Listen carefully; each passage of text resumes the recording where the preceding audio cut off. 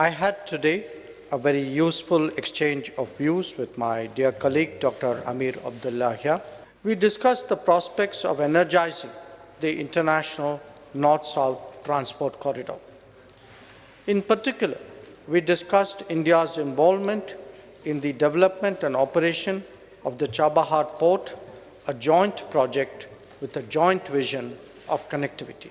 India has a long-standing and uncompromising position against terrorism in all its forms and manifestations.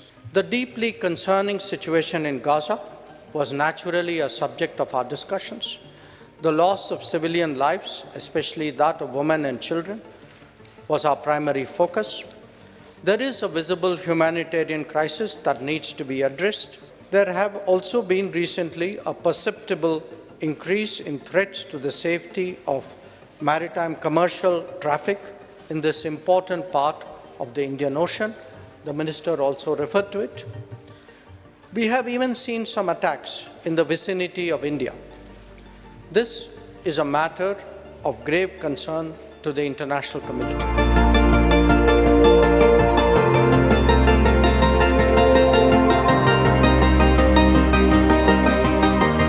Let me begin by expressing my pleasure at being back in Tehran. I had today a very useful exchange of views with my dear colleague, Dr. Amirabdollahian. We were able to review all aspects of our bilateral engagement quite comprehensively and exchange thoughts on some pressing global and regional issues. Earlier this morning, I met with the Minister of Roads and Urban Development, Minister Mehdad Bazarpash. At the outset, let me underline that this visit gave me an opportunity to personally convey our condolences to my counterpart on the recent terrorist attack in Kerman. Prime Minister Modi has written to President Raisi in this regard as well.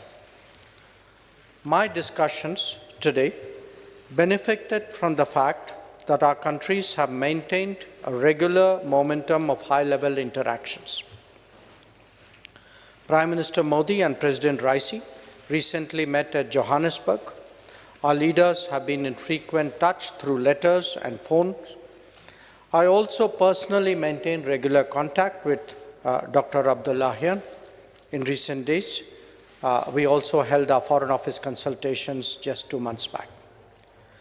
Today, due to the regularity of these exchanges and the guidance provided by our leadership, there is a good basis to expand substantive cooperation in a variety of areas. The Foreign Minister and I specifically focused on its political and economic aspects, but naturally there were other domains as well. Our people-to-people contacts have long been a strength. Iran and India are united by our deep cultural, literary, and linguistic ties, which create a unique foundation for increasing exchanges of tourists, students, artists, athletes, and scholars. We discussed how we can better link our cultural and educational institutions. Let me share with you all that the Government of India has decided to include Farsi as one of the 9 classical languages of India in our new education policy. Regional connectivity has been a critical pillar of India-Iran relations and was naturally prominent in the agenda of today's discussions. I reiterated India's interest in benefiting from Iran's unique geographical position to access markets in Central Asia, Afghanistan, and Eurasia. We discussed the prospects of energizing the international North-South transport corridor. In particular, we discussed India's involvement in the development and operation of the Chabahar Port, a joint project with a joint vision of connectivity. I emphasized India's commitment to this project and discussed how we can establish a firm, sustainable, and long-term roadmap for India's continued involvement over the coming years. Given the importance of this project for both nations, I emphasized the need to monitor its progress under the direct supervision of the political leadership. We also exchanged perspectives and assessments on certain regional and global issues and developments. Both of us are concerned about recent events in West Asia, which some call Middle East, and we emphasized the importance of preventing further escalation of violence and hostilities. We will be continuing further discussions over lunch. As you all know, India has a long-standing and uncompromising position against terrorism in all its forms and manifestations. This remains so, very much so. At the same time, we strongly believe that it is imperative to avoid loss of civilian life in any conflict situation. The deeply concerning situation in Gaza was naturally a subject of our discussions. The loss of civilian lives, especially that of women and children, was our primary focus. There is a visible humanitarian crisis that needs to be addressed, and the creation of sustainable humanitarian corridors is the need of the day. We welcome the international community's efforts in that direction.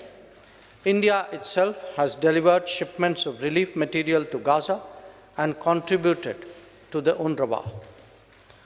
On the issue of Palestine, let me reiterate India's long-standing support for a two-state solution where the Palestinian people are able to live freely in an independent country within secure borders.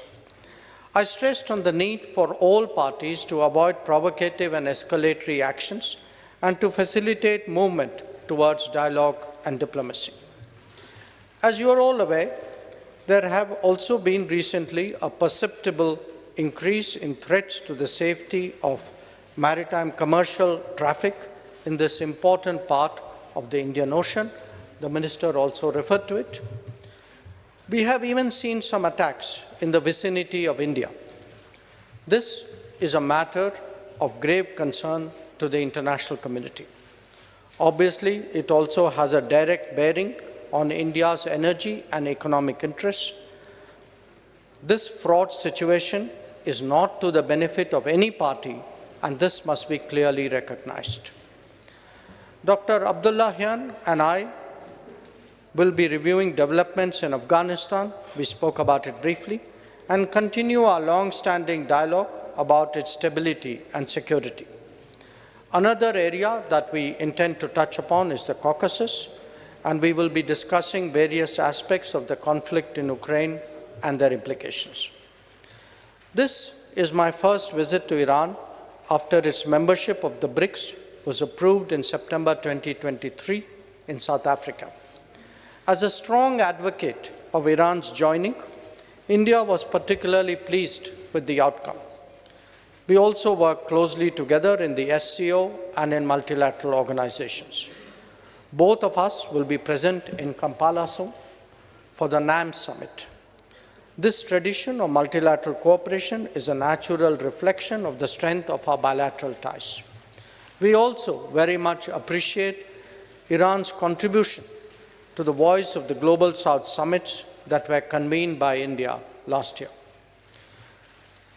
Friends, I am confident that today's exchanges will give momentum to our bilateral cooperation and also further enhance our understanding of each other's positions on important regional and global issues. India and Iran are two old friends who have always viewed each other's growth and prosperity as contributing to their own. Our partnership and our regular consultations have a particular value in the volatile and uncertain world that we currently see. I thank you all for your attention. I reiterate my thanks to the Minister and to his colleagues, to the Iranian authorities, for making my visit to Iran so comfortable and productive, and I look forward to seeing him in India very soon. Thank you very much.